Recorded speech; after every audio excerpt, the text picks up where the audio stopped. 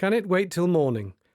A Scottish Borders doctor's casebook from the 1950s, inspired by the casebook of Dr. Peter Paterson-Brown, dramatised by Oliver Cookson and Marilyn Imrie, featuring Oliver Cookson as the Doctor and Barbara Dickson as Nellie, Lady Hamilton and Hazel. The Plumen laddies are all go. Hello, Doctor. It's me, Nellie. I wonder if you could come up the now. Oh, Nellie, can't it wait till morning? I know it's late, but you see, it's Dave. I'll be up right away, Nellie. Nellie and Dave Warburton were quite the nicest people I ever had the privilege of looking after. Dave worked on Nisbet's farm a few miles outside Hoyk, and they lived in one of the farm cottages there. They had only one son, Rob, who was already 20 when I arrived, and he was away at agricultural college. Nellie was the kindest wife a man could have. As a couple, they were just wonderful. Why do I tell you all this? Listen. Dave had been retired about 15 years and was about 80 when Nellie phoned me at 3 o'clock that morning. Tell me what's happened, Nellie.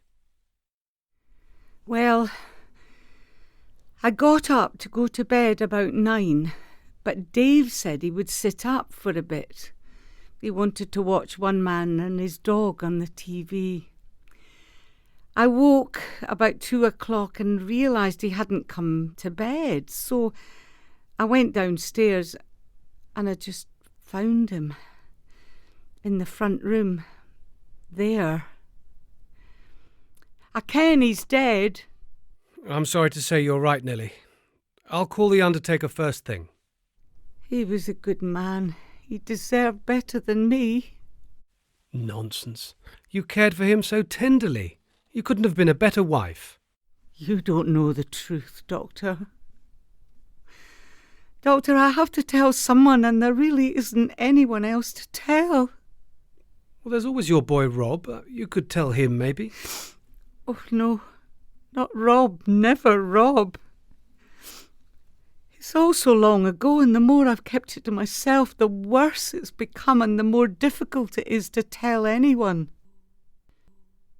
The Plumen laddies are all go. When Dave and I got married way back in 1940, the war had just started. Our honeymoon lasted 48 hours. Then he was called up. I didn't see him for 4 years. That weekend was the first time I'd been with a man. You know what I mean? It was not like it is today. What a hell of a start to a marriage. Such a lovely couple, both desperate for each other and both denied. How on earth did you manage? Oh, I wrote to him every week. And he wrote back to you? No, never. Dave couldn't write, never could. A friendly sergeant used to write occasionally, but they weren't Dave's letters. It wasn't the same. It was awful. Awful. I lived with my father in this cottage. My mother had died when I was born. I helped on the farm. It was hard work, milking cows, singling turnips, stooking the corn and leading it in. There weren't any combines in those days. Time passed quickly and I suppose things got easier. The following year, a German prisoner of war, a student I think, was billeted on the farm to help. We just knew him as Carl. He was a fine-looking young man, 6 feet tall, fair-haired, of course. And oh my, he was that good with the horses. He ploughed for Mr. Nisbet, and he did a grand job. And when he worked in the field in the summer, with his shirt around his waist, you couldn't help but admire his chest. He was just so muscular and strong. He had a funny habit of pulling at his left ear, and I noticed the lobe was cleft in two. I think he was always trying to hide it in a way. I asked him once how it had happened, and he said he'd been born with it. Sometimes he would catch me looking at him and he would smile, and I would look away quickly. He didn't say much and kept to himself, but in time he really became one of us. Everybody liked him. You couldn't help it. Even my father liked him. And you did too, Nellie?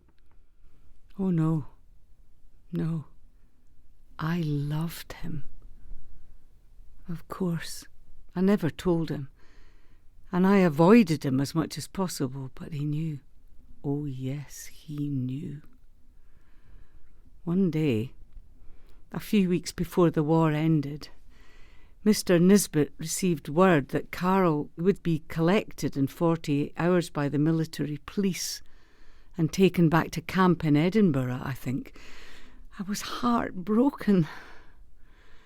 That night he tapped on my bedroom door and I let him in. We didn't speak. We just made love. Real love, Doctor, not sex. Real love. Afterwards, we lay in each other's arms, afraid to sleep, just dreading the morning. The light was just beginning to creep between the curtains when Carl finally got up. He looked at me, held my face between his hands, and he kissed me so gently. His tears fell on my cheeks alongside my own. We hugged each other so tight. Then he turned and left, very quietly. I never saw him again. Dave came home about a fortnight later, and we settled down to married life. He was good to me, and I know he loved me. I was fond of him, too. We were both delighted when Rob was born the following spring. I never told Dave about Carol, Doctor. I wasn't wrong to do that, was I? No, Nellie, not wrong. Of course you were right not to tell Dave.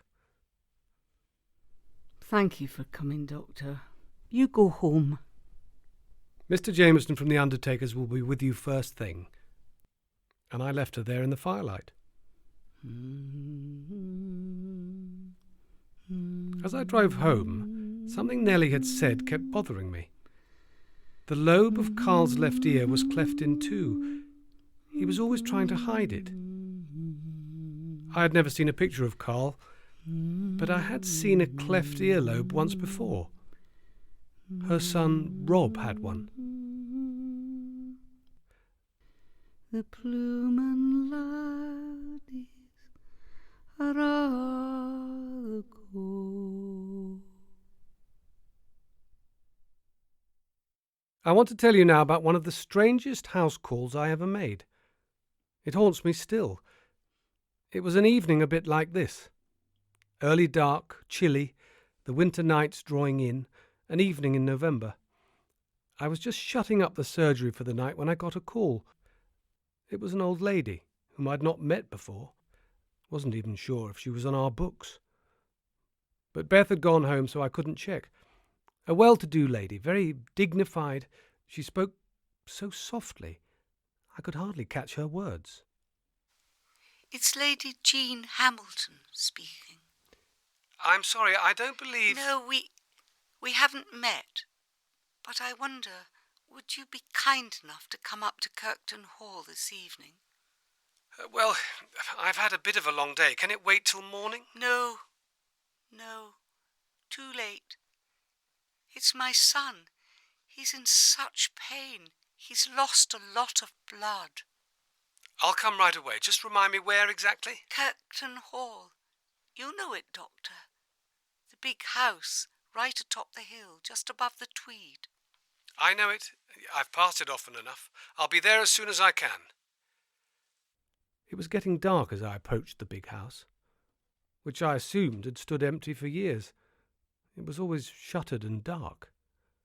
But on this night, as I walked up to the imposing front door, I saw a light at one downstairs window. The door was standing open, and I walked in. Hello? Hello? Nothing. As my eyes adjusted to the gloom, I could make out, leading from the entrance hall, a number of rooms, and from one of these came a sliver of light. I approached it. Hello? It's Dr. Neville here. Sitting in the far corner of an enormous room, illuminated by one gas lamp and a small electric fire, sat a hunched figure in a shawl. Hello? It's Dr. Neville. The figure woke, startled. Who let you in? Well, the door was open. I'm sorry if I frightened you. No. I'm past all that. How can I help? What? How can I help you? I'm the doctor. We spoke on the phone. It's my son. He's been injured. Can I see him? Not at the moment. What happened to him? He was shot. Shot? There's nothing you can do. If I could just see him. Is he upstairs? He's not upstairs. Does he live here? With you?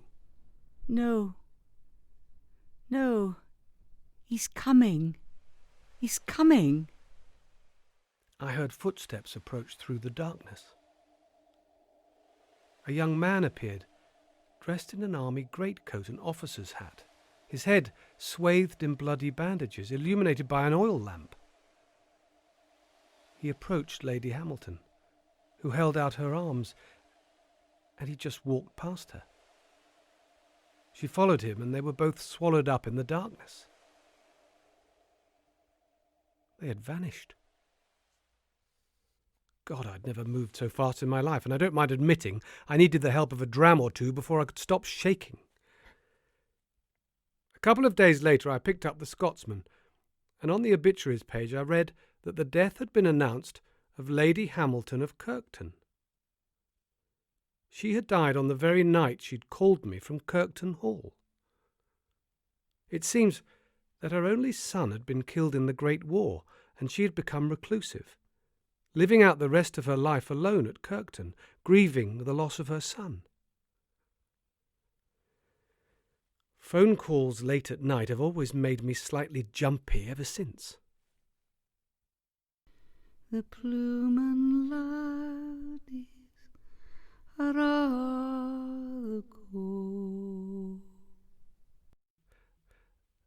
It was after the war in the Falklands, where Bill had served in the Navy, that Hazel and Bill McGregor came to settle in our village when he took up the post of head keeper on the estate at Kyle Moor. I learnt this from Hazel when she came to register with the practice. She handed me 2 cards and smiled a little nervously, I thought.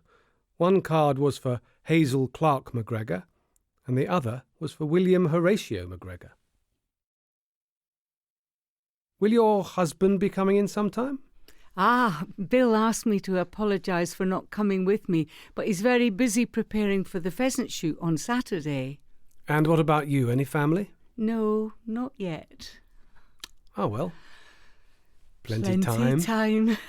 And what do you do whilst your husband's busy with the pheasants? I've been lucky enough to get a job with Mr. Asher, the vet, answering the phone, cleaning out the cages, and even helping a little sometimes on operating days.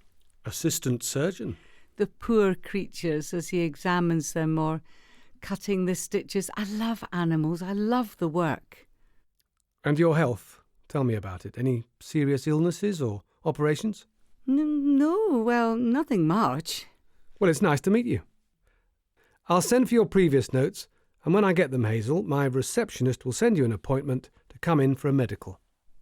Is that really necessary? I'm as fit as a fiddle. I'm sure you are, but we encourage all new patients to have one. But I don't have to, do I? No. Don't worry about it. Will you ask your husband William to pop in when things quieten down at his work? Oh, it's not William, it's Bill. Yes, I'll tell him. Good to meet you, and don't worry about me. I got a call from Bill some 3 weeks later saying Hazel had slashed her wrists and was bleeding badly. OK, keep pressure on the wound and call the ambulance, and I'll see you at the cottage hospital in 10 minutes. Well now, Hazel, let's have a look and see what's what. A clean cut about 1.5 inches wide stretched across the front of her wrist. Sorry, Doctor. I couldn't help it. I was desperate. There now, let's get this wound sorted, and then you and I will need to have a little chat. Let me see you move your fingers. Good. Do you feel me touching your arm here? Yes. Good. You haven't any tendon or nerve damage. We'll give you some local anaesthetic and then stitch you up. It didn't take long, and it was soon all over. There now, you're as good as new. I wish you could mend the rest of me so easily. Hazel, listen, I'll come back after evening surgery and we'll have a good talk then. Well, Hazel, what's all the trouble? It's not me, Doctor. It's Bill. I don't think he loves me anymore. What makes you say that? He's having an affair. Are you sure? Oh, I'm sure. I've seen them. How long has it been going on? I don't know. Probably several months. A young girl, she's called Julie, was taken on a while back to help with the pheasants. Well, today he forgot his lunchbox, so I walked up with it to the rearing pens. When I got there, there was nobody about. I looked through the window, and there they were, right there on the sacks. I nearly fainted. I felt sick. I think I cried out. I was sobbing. They heard me and Bill came out, and when he saw me, he looked absolutely shattered. He went quite white. He said nothing. He just looked at me. I couldn't bear it. I turned and ran, jumped into his Land Rover and drove home. It was to be our 5th anniversary next week.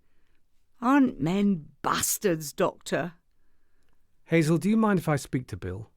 He'll know you've told me all this. I don't mind. He said it meant nothing and he'll never do it again, but they all say that, don't they? I'll never trust him again, never. Well, Hazel, I've had a chat with Bill. He told you, didn't he? Yes, but Hazel, why didn't you tell me you were not married? I know. I'm sorry, really sorry. I've wanted to marry him from the beginning, but I couldn't. What on earth stopped you? My mother. Your mother? Yes, my mother. You see, my father died when I was 7. I was all my mother had. I had no brothers or sisters. She was a wonderful mother to me. She worked so hard. Everything she did for me.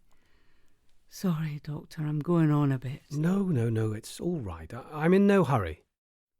The trouble started when I began to want to go to dances. She was always saying, "Now be careful, Hazel, and I'm not talking about crossing the road." I knew what she meant, but that was as near to sex education as I ever got from Mum. Then I met Bill, and he asked me to marry him. I wanted to, but I knew Mum would be upset, afraid she was losing me. "You're too young," she said. "Besides, he's a sailor, and you know what sailors are like, here today and gone tomorrow, and goodness knows what they get up to when they're away." Finally, she agreed to an engagement, and that I could go away and set up house with Bill at Rosyth, where he was posted. I suppose she felt, as we weren't married, I still belonged to her. Bill and I were very happy, and after Bill left the Navy, we came here and, well, you know the rest. I still try to go home to Mum every month. Bill's very good to her, and I honestly believe she likes him. What on earth are we going to do now? If you love him, marry him. If you don't, leave him now. How do I know if I love him? Can you imagine the idea of living the rest of your life without him? You don't need to give me your answer. Just you go away and think about it. And tell Bill. Thank you, Doctor. And Hazel, life is precious. It's all we've got. Don't worry. I'll never do anything daft like that again. About 10 days later, I was having my breakfast when the postie delivered a card from the smithy at Gretna Green. Gretna Green? I don't know anyone who'd go there just for a holiday. I turned the postcard over and read it. Well, here we are at last. Many thanks. Lots of love. Mr. and Mrs. McGregor. P.S. Mum came too. She was our witness.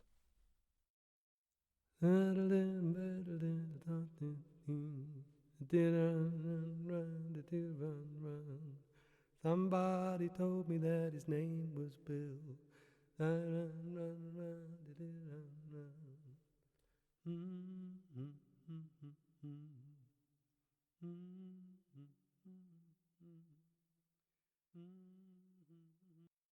Can It Wait Till Morning? A Scottish Borders doctor's casebook from the 1950s, inspired by the casebook of Dr. Peter Paterson-Brown, dramatised by Oliver Cookson and Marilyn Imrie, featuring Oliver Cookson as the Doctor and Barbara Dickson as Nellie, Lady Hamilton and Hazel. Arbury, drama and fiction. Hear more drama and fiction, old and new, on arburyproductions.co.uk.